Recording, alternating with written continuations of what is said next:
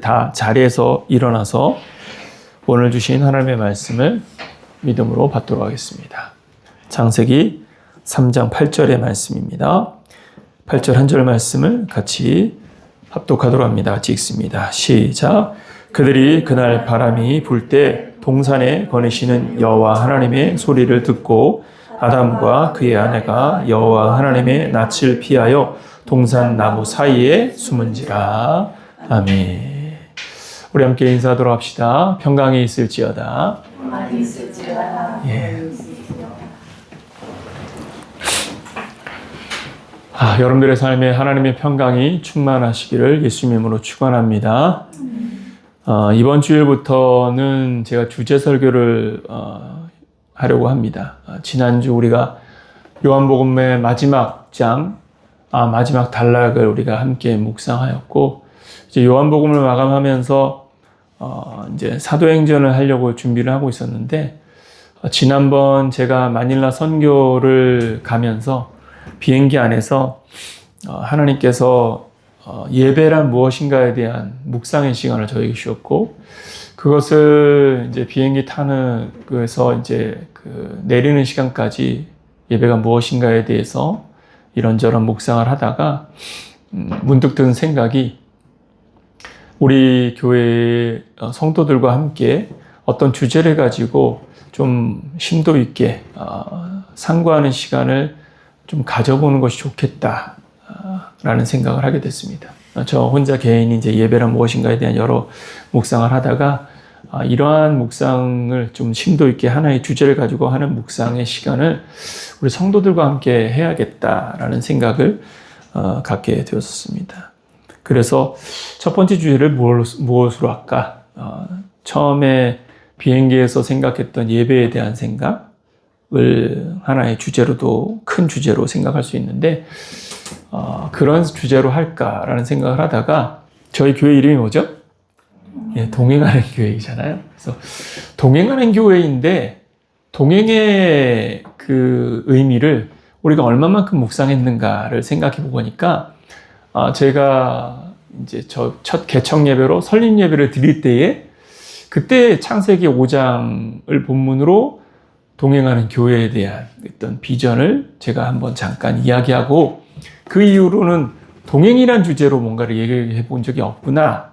이제 제 설교 스타일이 강해 설교를 해오다 보니까, 그런 주제로 설교를 한 적이 없구나라는 생각을 해서, 그래, 그러면 동행이라는 주제를 가지고 한번 말씀을 나누어야겠다라는 생각을 했습니다. 왜냐하면 동행이라는 주제 자체가 이제 교회의 이름으로 동행하는 교회를 쓴 이유도 사실은 말씀을 묵상하면서 이제 무엇보다도 에녹이 하나님과 동행했다라는 그 한마디에 동행했다라는 그 한마디의 말씀이 결국은 우리가 이 시대에 하나님과 함께 살아가는, 하나님의 은총 안에서 믿음의 삶을 살아가는 그리스도인으로서의 삶이 하나님과의 동행의 삶인데, 그런 동행의 삶에 대한 이해를 갖고 그 은혜에 대해서 깊이 묵상으로부터, 사실은 제가 이제 선교 활동을 할 때 그 선교하던 현장에서도 첫 한인 교회를 이제 세우게 됐을 때 그 한인 교회의 이름도 동행하는 교회로 지었거든요. 그 이전까지는 제 아이디가 소망, 엘피스였거든요. 엘피스. 그래서 호프, 소망의 포커스가 제 아이디로 이게 드러나 있었는데, 이제 동행하는 교회를 세우면서 동행이라는 의미에 대해서 더 생각하는 시간을 갖게 됐고, 그런 의미에서 동행이 갖고 있는 의미가 굉장히 크다라는 생각을 개인적으로는 참 많이 해왔다라고 말할 수 있습니다.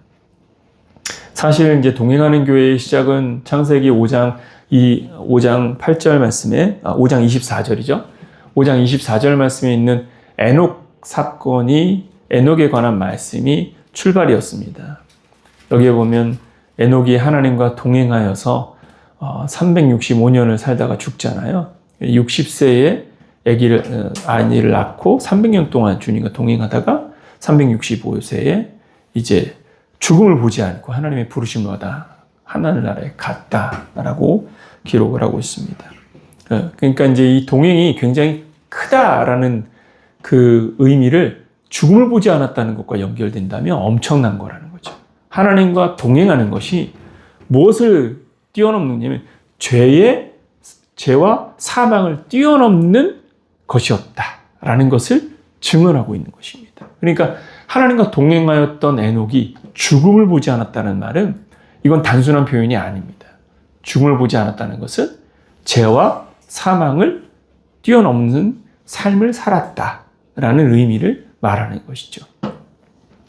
그리스도인으로서 오늘을 살아가는 우리들이 죄와 사망의 굴레를 벗어나서 하나님과 함께 동행하는 삶을 사는 것. 이것이 바로 에녹이 우리에게 보여주는 삶의 방향이다 라는 것을 읽게 되어졌고, 그런 의미에서 동행한다라는 것은 그리스도인들에게서 매우 중요한 방향성이고 또한 목적성이다 라는 사실을 상고하게 됐습니다. 그런 의미에서 동행이라는 의미를 좀 더 우리가 생각해 봐야 된다. 그럼 과연 동행이 무엇인가?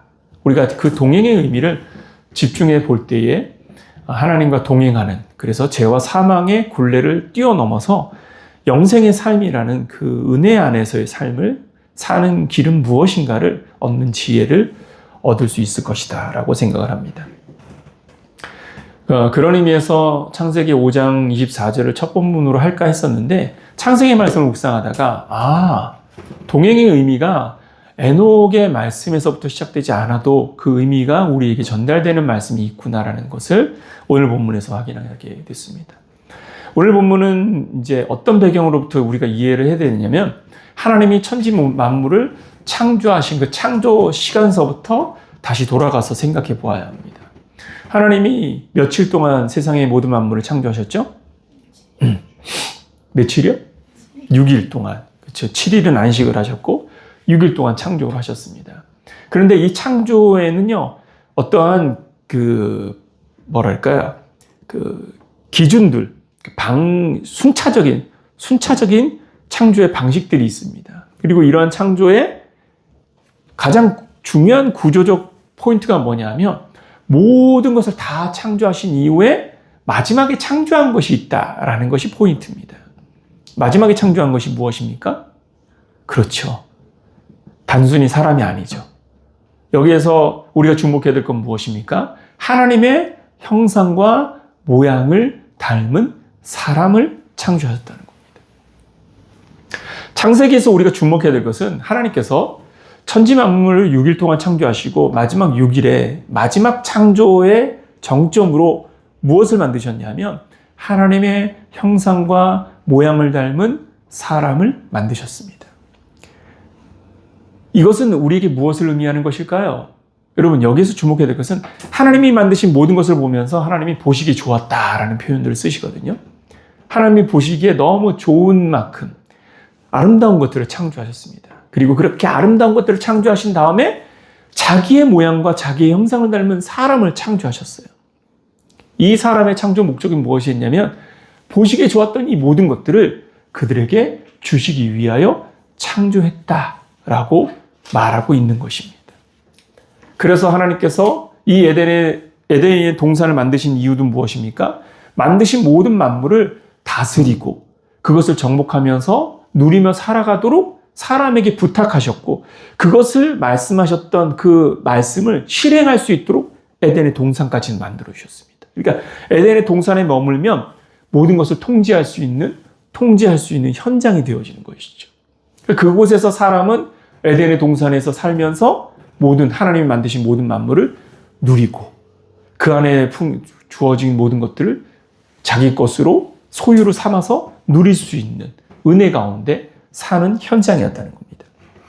그러니까 이런 현장에서 우리가 무엇을 보아야 되냐면 하나님이 사람을 만드신 목적이 하나님이 보시기에 좋았던 것들을 주시기 위해서 만들었다라고 말할 수 있는 것이죠. 그래서 창조의 가장 핵심은 무엇이며 결국은 자신의 모양과 형상을 닮은 사람의 창조였다. 그리고 그러한 창조물을 통해서 하나님은 무엇하기 원하시냐? 교통하기를 원하셨다라는 사실을 주목해야 한다라는 것입니다. 자기의 형상과 모양을 닮았다는 말의 의미는 무엇입니까? 같이 두기를 원하시는 것이죠. 우리가 나와 닮은 자녀를 낳았을 때에 그 자녀를 얻었을 때의 기쁨은 사실 표현할 수 없는 기쁨이거든요. 자녀를 얻었을 때의 기쁨. 예. 제 아들이 자기를 닮은 딸을 낳고 나서 저한테 하는 말이 가관이었습니다. 그게 뭐냐면 얘가 커서 시집을 갈 거 생각하니까 벌써 마음이 아프다는 거예요. 제가 그 말을 듣고서 이게 도대체 무슨 놈이지? 근데 그게 자녀를 얻은 부모의 마음이라는 것이죠. 이와 같아요. 우리나라의 옛말에도 이런 말이 있지 않습니까? 자식을 보면 누구를 안다? 부모를 안다. 그러니까 사실은 자녀는 부모의 거울과 같은 존재인 것이죠. 그러니까 하나님의 형상과 모양으로 창조된 사람을 통해서 자신을 보는 걸 기뻐하셨고, 또한 사람들은 그 하나님과 함께 교통하고 교류하는 즐거움 가운데 사는 것이 하나님이 창조하신 세상의 원래의 모습이었다. 하나님이 자신의 형상을 닮은 사람을 만드신 것으로 즐거워했고, 자신의 형상을 닮은 사람들은 하나님이 만들어 놓으신 좋은 것들을 누리면서 하나님과 함께하는 행복을 누리는 이것이 창조 당시의 모습이었다. 이게 동행이라는 것입니다. 함께 누리는 것. 하나님이 가지고 계신 것을 나의 소유인 것처럼 누리고, 내가 가진 것을 또한 하나님과 함께 공유하는 삶. 여러분, 동행은 근본적으로 무엇이냐면 함께하는 것이라는 것이죠. 이러한 현장 속에서 작은 변화가 나타나기 시작을 합니다. 그 변화가 무엇입니까? 바로 인간의 죄인 것이죠. 하나님의 형상과 모양으로 창조되어 있는 사람이 뱀의 꼬임에 빠져서 하나님이 먹지 말라 한 선악과를 따먹게 되어집니다.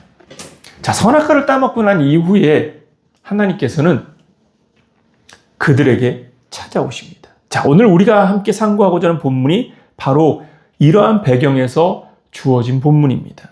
3장 8절 말씀 우리 다시 한 번 더 볼까요? 다시 한 번 읽어봅시다. 시작.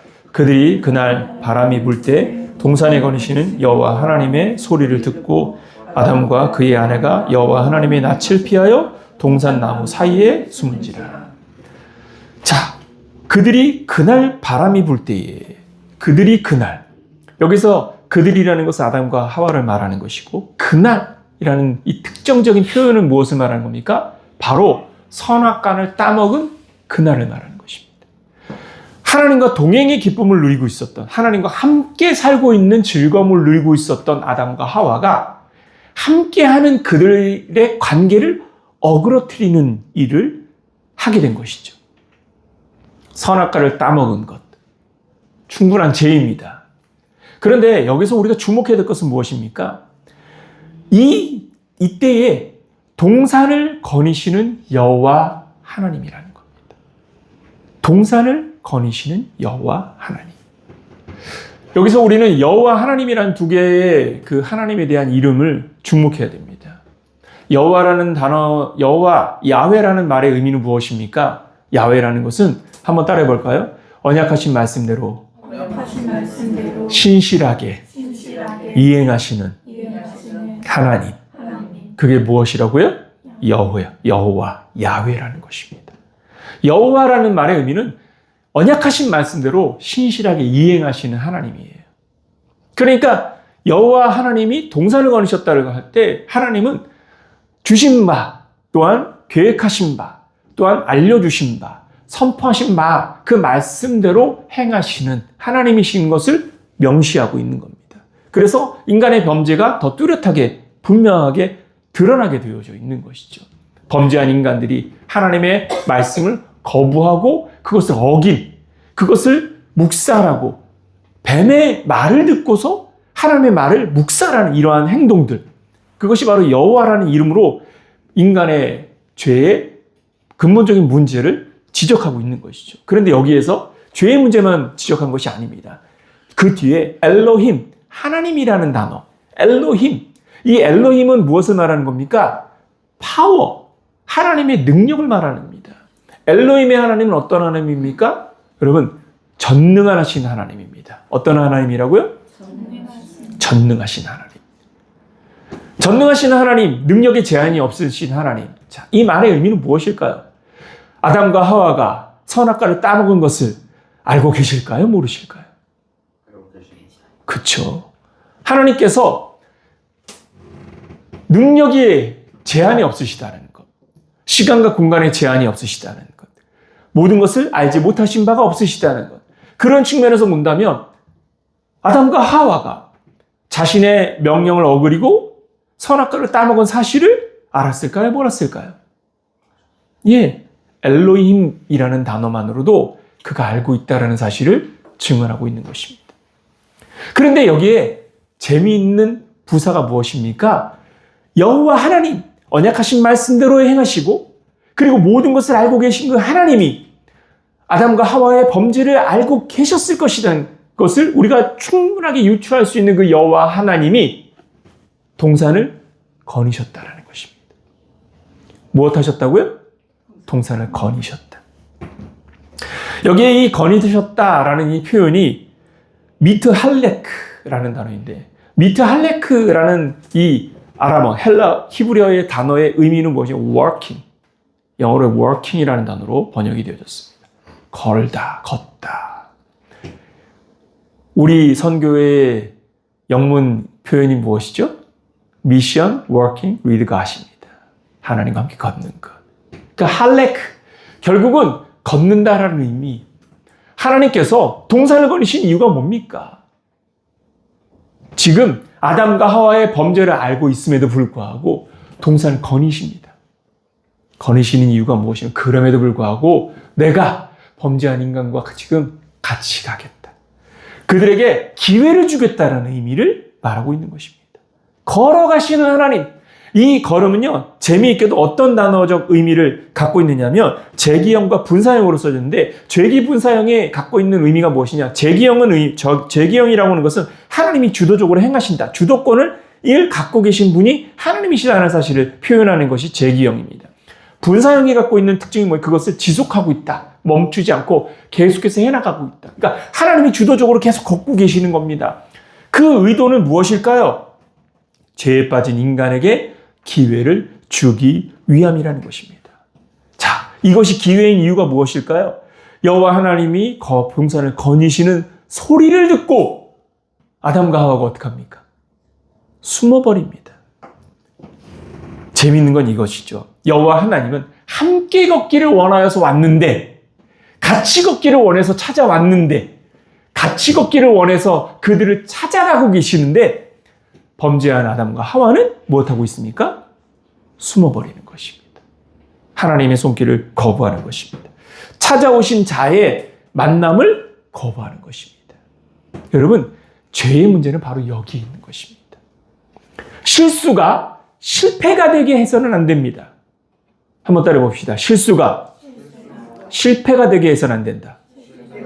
여러분, 실수는 무엇입니까? 고의적이지 않는 겁니다. 목적성이 없는 겁니다. 사람이 실수할 수 있습니다. 제가 눈이 요즘은 노안이 좀 심해지다 보니까 오타가 예전보다 더 자주 납니다. 그래서 요즘은 뭐를 쓸 때에도 조금 더 민감하게 글을 보는데, 그래도 실수를 해. 왜냐? 이게 흐릿하게 보이니까 자판의 글씨하고 보여지는 글씨하고 달라. 분명히 나는 아라고 썼는데 써진 것은 어라고 써지고, 이런 식으로 자판이 손가락도 마음대로 움직이는 거니까. 그러니까 그런 실수들을 한단 말이죠. 근데 이 실수가 실패가 되게 하는 것은 실수를 인정하지 않고 그냥 이 고집대로 가는 거야. 이게 맞아. 실수했는데 실수로 그냥 인정하는 것이 아니라 이 실수를 덮기 위해서 거짓말을 더하고, 그리고 나의 고집을 더하고, 나의 완고한 의식을 더해서 그냥 버티는 거야. 내 실수를 덮으려고 하는 거야. 내 실수를 덮어서 실수가 안 되게 만들고 싶은 거야. 이게 뭘 만드는 겁니까? 실패를 만드는 겁니다. 죄의 문제는 여기 있습니다. 죄가 죄로 드러났을 때에 인정하면 됩니다. 내가 잘못했네. 내가 미안합니다. 제가 잘못했네요. 이것은 제가 잘못한 것이 맞습니다. 하면 되는데 우리는 어떻게 하죠? 그 잘못을 당장은 인정하기 싫어서, 나의 정말 작은 자존심이 스크래치 나는 게 싫어서, 내가 이런 실수를 하는 사람이고 이런 잘못을 하는 사람이라는 것이 사람들 앞에서 우스꽝스럽게 나타나는 게 싫어서 덮으려고 해. 숨기려고 해. 그걸 숨기려고 하다 보니까 무엇하는 겁니까? 거짓말을 하게 되고, 그 거짓말이 또 다른 거짓말을 만들고, 거짓말이 거짓말을 만들어서 그게 진실인 것처럼 포장하게 되는, 그래서 결국은 돌이킬 수 없는 위협 위에 서게 되는, 바로 그게 실패인 것이죠. 바로 지금 아담과 하와가 행하고 있는 행동이 바로 그것입니다. 선악과를 따먹었을 때 하나님이 야, 너 왜 따먹었어? 지금 당장 말할 수 있습니다. 그렇지 않습니까? 하나님이 영이신데 시차를 두고서 나타나실 이유가 없거든요. 선악과를 따먹은 그 즉시 그에게 야, 내가 먹지 말란 거 왜 먹었어? 라고 말할 수 있습니다. 근데 하나님은 그날 동산을 거니십니다. working, 미트 할렉. 여호와 하나님께서 언약하신 말씀대로 이행하신 하나님이 자신의 말을 거부한 그 사람의 범죄를 알매도 불구하고 동산을 거니십니다. 동산을 거니신 이유가 뭡니까? 그 동산에서 아담과 하와와 함께 했던 시간, 그 동산에서 아담과 하와와 함께하며 함께 호흡하며 함께 살았던 그 시간을 하나님은 회복시키기 위해서 똑같이 거니시는 것입니다. 그런데 아담과 하와는 평상시에는 하나님이 거니실 때 어떻게 했을까요? 하나님이 거니신 옆에 와서 같이 거닐면서 동산을 함께 거닐면서 그 동산의 풍요로움을 함께 누리면서 기쁨을 나눴을 텐데 그날만큼은 숨어버리는 겁니다. 하나님을 거부하는 겁니다. 죄의 뿌리가 바로 이와 같은 것입니다. 선악과를 따먹은 것도 죄이지만 더 큰 것은 선악과를 따먹은 인간인 실수할 수 있음에도 불구하고 그 실수를 덮기 위하여, 그 실수를 묻기 위하여 하나님을 거부해버리는, 하나님의 손길을 거부해버리는 것입니다. 그 손길을 잡으면 되는데. 범죄의 형태가 바로 이러하다는 것을 아담과 하와만 보여주는 것이 아니라 아담과 하와의 자녀인 가인과 아벨에게서도 이 현상이 나타납니다. 가인과 아벨이 하나님 앞에 제사를 올려드립니다. 근데 하나님께서 아벨의 제사는 연락하시고 가인의 제사는 받지 않으십니다. 이러한 하나님의 선택에 가인이 분노가 가득합니다. 그때 하나님께서 그에게 뭐라고 말씀하십니까? 여러분 창세기 4장으로 가보도록 합시다.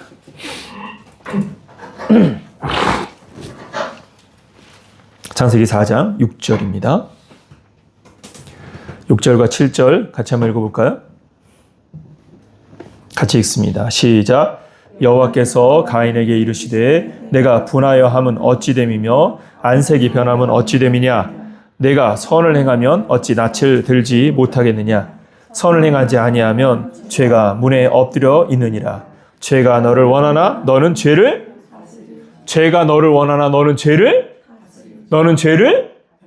다스리라. 가인의 마음의 분노를 하나님이 알고 계십니까? 모르고 계십니까? 알고 계시죠. 여호와 하나님이십니다. 여호와 하나님은 언약하신 말씀대로 신실하게 행하십니다. 그 하나님의 기준은 변한 적이 없습니다. 그 하나님은 회전하는 그림자도 없으십니다. 변개하지 않으시는 분입니다. 명확합니다. 후회하지 않습니다. 그리고 그 하나님은 모든 것을 알고 계십니다. 가인의 그러한 분노가 왜 합당하지 않다는 것을 알고 계시기에 가인에게 말씀하십니다. 네 마음의 문 앞에 지금 죄가 와 있다. 근데 너는 죄를 다스려라. 여러분, 하나님은 죄를 쫓아주시는 것이 아닙니다. 하나님은 죄를 쫓아주시는 분이 아니라 우리가 그 죄를 버리고 하나님께 나오기를 기다리시는 분이십니다. 십자가를 통해서 죄의 근본적인 뿌리를 씻어낼 수 있는 보혈의 은혜를 주신 하나님께서 그 보혈의 은혜를 나의 것으로 영접하고 받아들이고 하나님께로 나오기만 하면 하나님은 언제든지 너그럽게 그리스도의 사랑으로 하나님의 긍휼과 자비로 품으실 것입니다. 문제는 무엇입니까? 인간인 것입니다. 인간은 자기의 죄를 감추려고만 하지 드러내놓고 그것을 보여주려고 하지 않는다. 다스림의 의미는 무엇입니까? 그것은 죄가 자기를 삼키려 한다는 것을 발견했을 때 그 앞에서 자신의 무력함을 고백하는 것입니다. 만약 가인이 하나님 앞에 하나님 왜 이러한 선택을 하셨습니까? 제가 사실은 이것을 용납하거나 이해할 수가 없습니다. 설명을 좀 해주십시오. 제가 이 마음 때문에 힘듭니다. 좀 도와주십시오. 했다면 어떻게 했을까요? 하나님 분명히 도와주셨을 것입니다. 그러한 의미에서 죄를 다스리라고 말씀하신 것입니다. 문제는 무엇입니까? 그렇게 하지 않는다라는 것입니다. 동행이란 무엇일까요? 동행이라는 것은 하나님과 함께하는 것인데 그 하나님과 함께한다는 것은 무엇이냐면 하나님의 그 손길을 우리가 인지하고 받아들이는 것에서 시작된다라고 말할 수 있는 것입니다. 함께 간다는 것은 그것을 받아들여야 한다는 것입니다. 그것을 수용해야 한다는 겁니다. 그 손길을 잡을 수 있는 사람이 되어야 한다는 것입니다. 단어적 의미를 상고하면서 동행이라는 이 우리나라의 이 표현이 참 좋다라고 생각된 게 영어로는 표현할 단어가 제 짧은 단어로는 read밖에 없어요. 예. 어떻게 보면 제가 영어를 잘 못해서 그럴지도 모르겠지만 다른 단어가 있다면 여러분들이 좀 알려주십시오. read. 그러니까 너무 단어적 의미가 좀 가볍다라는 생각이 들어요. 그런데 이러한 동행의 의미를 우리가 아프리카의 한 단어로 표현해 볼 수 있지 않을까 생각을 합니다. 그 단어가 뭐냐면 여러분들이 아마 예전에 들어보셨을 것 같은데 한때 우리나라에도 유행했던 단어인데 바로 우분투라는 단어입니다. 이 우분투라는 단어가 유명해지게 된 배경에는 넬슨 만델라가 있습니다. 넬슨 만델라가 감옥에 있으면서 이 우분투에 대한 이야기도 그를 통해서도 선포되어지기도 했는데 이 의미는 무엇이냐면 우리가 함께 있기에 내가 있다라는 의미입니다. 그러니까 내가 있기에 내가 있다라는 의미를 담고 있습니다. 이 우분투와 관련된 이야기가 있는데 한 실험하는 연구자가 아프리카에 가서 아이들에게 딸기 바구니, 그러니까 이제 아프리카에는 딸기가 흔하지 않으니까 먹음직스러운 딸기 바구니를 놓고 50m 밖에다가 아이들을 세워놓고 내가 여기 땅 하면 달려. 그래서 달려가서 1등하는 사람이 이 바구니 딸기를 먹는 거야. 그리고 나서 아이들을 50m 밖에 딱 세워놓고 준비 땅 하고 외쳤습니다. 근데 이 아이들이 뛰는 것이 아니라 서로 손을 잡더니만 우분투 하면서 왔다는 겁니다. 그 말의 의미는 무엇이냐? 내가 있기에 내가 있다. 우분투의 의미는 뭐냐면 같이, 혼자 달려와서 혼자 먹는 것이 아니라 같이 먹겠다. 함께 먹겠다라는 의미로 사용되어졌다는 것이죠. 결국은 무엇입니까? 경쟁이 아니라 협동, 협력. 내가 누군가와 경쟁해서 이기겠다는 생각만이 아니라 너와 내가 함께 있는 이 공존의 삶이 우리에게 주어진 행복한 삶의 현장이다. 그래서 같이 가자라는 의미로 접근을 하고 있다는 것이죠. 하나님의 은혜 안에서 하나님의 은혜 안에서 살 때 우리의 의식의 방향이 바로 여기에 있어야 하는 것입니다. 경쟁하기 위한 삶이 아니라 무엇보다도 먼저 하나님과 함께하고 그 하나님과 함께하는 삶을 통해 세상에서 그리스도인으로서의 자신의 삶을 확장해 나가는 것. 그 확장은요, 경쟁으로 이루어지는 것이 아닙니다. 하나님의 나라를 이룰 때 하나님의 나라의 근본적인 방향성은 무엇입니까? 함께 동행하는 것입니다. 마음을 모으고 생각을 모으고 그러려면 무엇 해야 되는 겁니까? 먼저 받아들여야 하는 것입니다. 여호와 하나님께서 아담과 하와에게 찾아오셔서 동산을 거니시면서 그를 부르시고 찾으실 때에 그 부르심에 아담과 하와가 응하였다면 하나님, 제가 하나님 먹지 말라는 선악과를 먹었어요. 죄송해요. 라고 먼저 사과를 했다면 어땠을까요? 그러나 아담과 하와는 그렇게 하지 않습니다. 창세기 3장 9절을 보십시오. 9절 말씀에 보면 여호와 하나님이 8절에 말했던 거니셨던 목적이 무엇이었는지를 말해줍니다. 9절 한번 읽어볼까요? 시작. 여호와 하나님이 아담을 부르시며 그에게 이르시되 내가 어디 있느냐. 예, 이 9절의 의미는 무엇입니까? 거니신 목적이 무엇인지를 말해줍니다. 아담을 부르시는 것. 거니신 목적이 아담을 만나기 위함이었습니다. 그리고 아담이 어디 있느냐라고 묻고 있습니다. 아담이 숨은 걸 알고 있는 겁니다. 아담이 숨어 있다는 것을 알고 있는 것입니다. 여러분, 이렇게 숨는 것, 이 숨음을 하나님이 원하지 않는 것입니다. 숨지 마십시오. 은혜 안에 거한다는 건 무엇입니까? 우리의 연약함을, 우리의 부족함을, 우리의 실수와 우리의 잘못들을 하나님 앞에 들고 나오는 것입니다. 하나님께서는 우리가 실수한 것들을 들고 나오는 것을 분노해하지 않으십니다.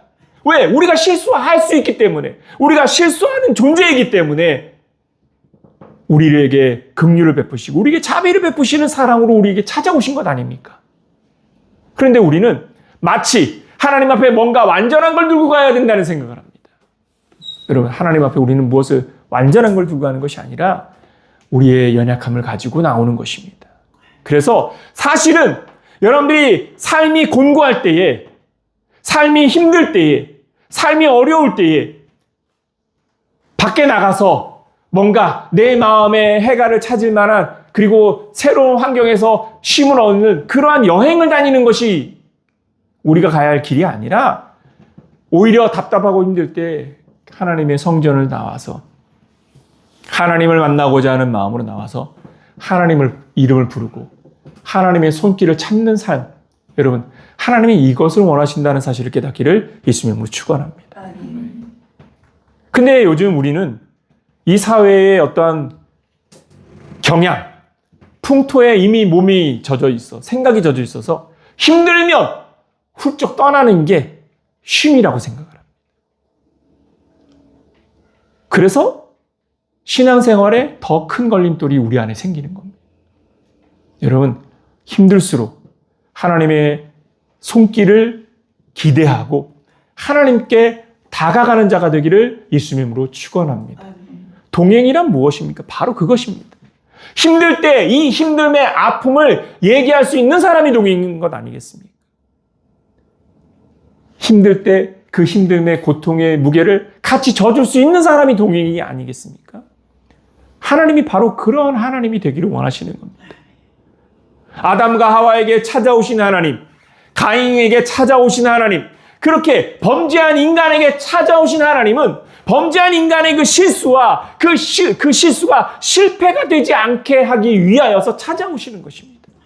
그런데 인간은 어떻게 하는 겁니까? 자기의 실수를 덮기 위하여 하나님 앞에 자기의 부끄러움을 수치로 드러나는 것이 싫어서 그 하나님 잠깐 계시죠. 제가 해결하고 올게요. 그래서 오히려 밖에서 맴도는 겁니다. 하나님이 답답하신 이유가 그거지요. 왜 밖에서 맴돕니까? 밖에서 맴돌 게 아니라 오히려 들어와야 하는 것입니다. 하나님께 다가가야 되는 것입니다. 여러분, 하나님께 다가가는 자가 되기를 예수님의 이름으로 축원합니다. 죄의 목소리에 귀를 기울이는 건 무엇입니까? 죄의 목소리에 귀를 기울이면 하나님의 목소리에 귀를 닫게 되어져 있습니다. 하나님의 목소리가 싫어지고 하나님의 배려가 싫어지고 하나님의 손길이 싫어지는 것, 이것이 바로 죄인 겁니다.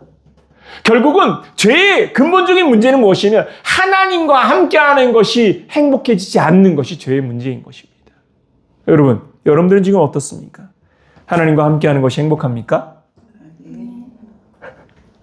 하나님과 함께하는 것이 즐겁습니까? 그러면 아직은 건강한 것이죠. 우리의 문제는 무엇입니까? 근본적으로 우리가 하나님과 함께하는 즐거움을 공유하고 있지 않는 것. 시편의 화자는 하나님의 말씀을 즐거워하는다라는 표현을 이렇게 표현했습니다. 여러분, 시편 119편 한번 보도록 합시다. 이 시편의 표현이 참 재미있는데요. 시편 119편. 성경에서 가장 긴 장이죠.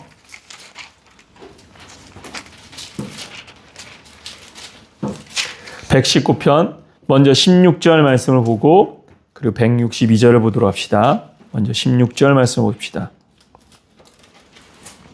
119편 16절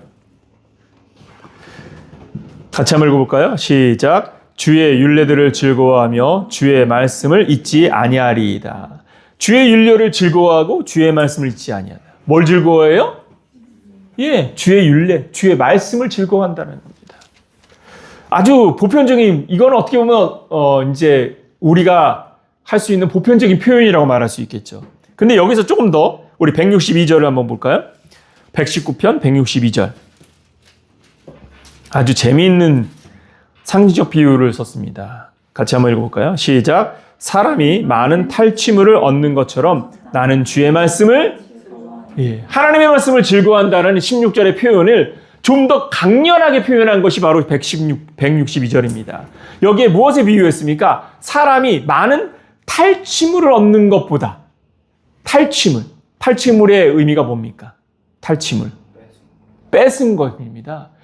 여러분, 공짜만큼 좋아하는 게 없어요. 한국인들은 공짜라면 뭐도 마신다고 그러죠? 예, 양잿물도 마신다고 하잖아요. 공짜로 무엇인가를 얻는 것만큼 사람을 기쁘게 하는 게 없어요. 그런데 탈취물이라는 것은 그 빼앗아서 얻는 물건의 양이 적지 않음을 말하는 겁니다. 내가 강도짓을 누구 것을 빼앗는데 100원짜리를 뺏겠어요? 만원짜리를 뺏겠어요? 예? 얼마짜리 뺏을 거야? 아, 그래요? 야, 굉장히 소소한, 예. 큰 걸 얻는 것의 즐거움이겠죠. 그런데 이 즐거움보다도 주의 말씀을 즐거워하는 기쁨을 더 가진다는 겁니다. 그러니까 이러한 상징적 대조를 통해 뭘 보여줍니까? 그만큼 내가 하나님의 말씀을 더 즐거워하고 있다는 겁니다. 여러분들은 어떻습니까? 여러분 하나님의 말씀을 즐거워하고 계십니까? 할렐루야. 하나님의 은혜를 더 즐거워 사모하고 계십니까? 여러분, 동행은 바로 이겁니다. 즐거워하는 것입니다. 하나님과 함께 있는 것이 즐거운 것이고 하나님께 다가가는 것이 즐거운 것입니다. 하나님의 은혜의 손길이 나에게 있다라는 것을 기대하고 그 손길을 붙잡고 가는 것을 즐거워하는 것입니다. 아담과 하와가 범죄한 현장에서 우리에게 무엇을 보여주고 있느냐면 바로 그 즐거움을 잃어버린 자의 말로가 무엇인지를 우리에게 보여주고 있는 것입니다. 그 즐거움을 잃어버리면요, 그러면 죄와 사망의 범죄에서 벗어날 수가 없는 것입니다. 우리의 힘으로 죄를 극복할 수 없습니다. 우리의 힘으로 우리의 연약함을 극복할 수 없습니다. 우리는 우리가 갖고 있는 죄의 문제에 집중해서 그 답을 찾을 수가 없습니다. 죄의 문제는 그 죄의 문제에 집중함으로써 얻어지는 것이 아니라 그거보다 큰 하나님의 손길을 기대하는 것입니다. 하나님이 우리에게 찾아오십니다. 동산을 거니시는 하나님께서 오늘도 우리의 삶의 현장에, 말세지 말의 이 위기의 현장에, 우리의 삶의 현장에 우리와 함께 거닐고 계시다는 사실을 잊지 말기를 예수님의 이름으로 축원합니다. 하나님이 함께 거니고 계십니다. 그 하나님께서 우리에게 말씀하십니다. 야, 너 지금 실수했어. 그런데 걱정하지 마. 너무 염려하지 마. 다시 일어나자. 다시 시작해보자. 그리고 빠르게 그 실수를 인정하고 그 실수에서부터 돌아서 라고 말씀하십니다. 우리는 그 실수한 것을 빨리 정리하고 돌아서면 됩니다. 아, 이건 내가 잘못한 거구나. 그럼 이 잘못을 버리자. 여기에 돌아가지 말자. 그래서 그 실수가 실패가 되게 하지 않는 것. 그것이 우리가 하나님과 함께하는 삶의 지혜일 것입니다. 여러분, 이 한 주간 실수가 실패가 되게 하지 마시기를 예수님의 이름으로 축원합니다. 한번 따라해 봅시다. 실수를 실패가 되게 만들지 말자. 예, 실패가 되게 만들지 마십시오. 잘못한 것 인정하면 됩니다. 그래서 나의 이 부족함과 연약함들을 대신할 방법을 하나님께 구하면 되는 것입니다. 하나님은 우리가 알고 있는 길보다도 더 많은 대안을 갖고 계신 하나님이십니다. 할렐루야. 사람이 생각하는 대안과 길은요, 굉장히 극소수예요. 그러나 하나님의 길은 모든 만물을 주관하시는 하나님의 지혜에서 나오는 것이기 때문에 우리가 생각하는 이상의 길을 가지고 계시다는 사실을 잊지 마십시오. 그래서 하나님을 의지하는 것이 지혜입니다. 동행은 무엇이냐? 그 하나님을 즐거워하는 것입니다. 나를 기뻐하는 것이 아니라, 나의 행운을 즐거워하는 것이 아니라 나와 함께 하신 하나님을 기뻐하고 나와 함께 하신 하나님에 대한 기대를 가지고 하나님께 다가가는 여러분들 되기를 예수님으로 축원합니다. 기도하겠습니다.